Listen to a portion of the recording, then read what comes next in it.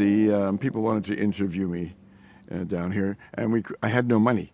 So we'd drive down, have the interview, and then drive back to Montreal.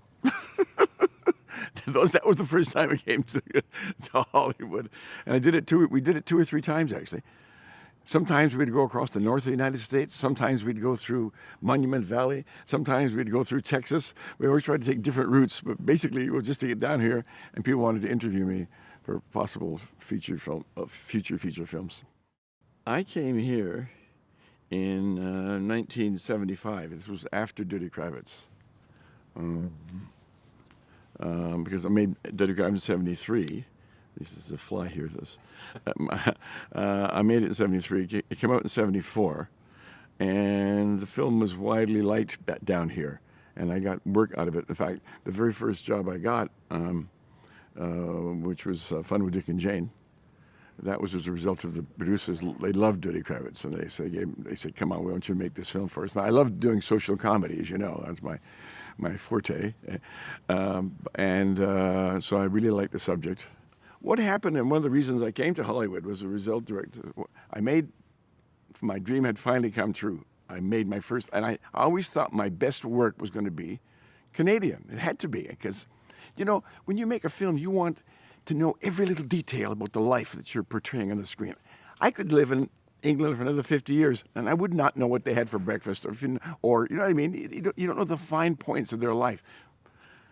Duddy Kravitz, you can't quarrel with anything in that film. I personally experienced every frame of that film.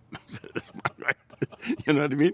So, any rates, and my dream came true. I made this film, and everybody said it was great, and it made its complete production costs back in on the first 2 weekends.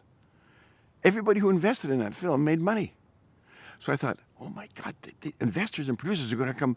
They're going to come flocking towards me. Not only I make good films, I make profitable films. That's the dream of every filmmaker, And Mordecai and I had worked already on we had done a screenplay adaptation of St. Urban's Horseman. Well, don't ask me why. I just couldn't get the money. Time went by. Now, of course, when I made Duddy Kravitz, my fee was $20,000. The whole film budget was $750,000. Did you know that? We went over budget. We went over budget to $910,000. Poor John Kennedy. They were chasing him around, the bill collectors and the bailiffs. I think he was going to go to jail. He kept saying, "Finish the editing as quick as you can, Ted. Finish the editing. We got to get that film out so I can pay off the creditors." Anyway, the whole film cost $910. And anyway, Rich Dreyfuss got $25,000 was his fee. Mine was $20,000. By the time I finished editing the film, I had no money left. So, and we tried, and I tried to get money for this film, and I couldn't get the money in Canada.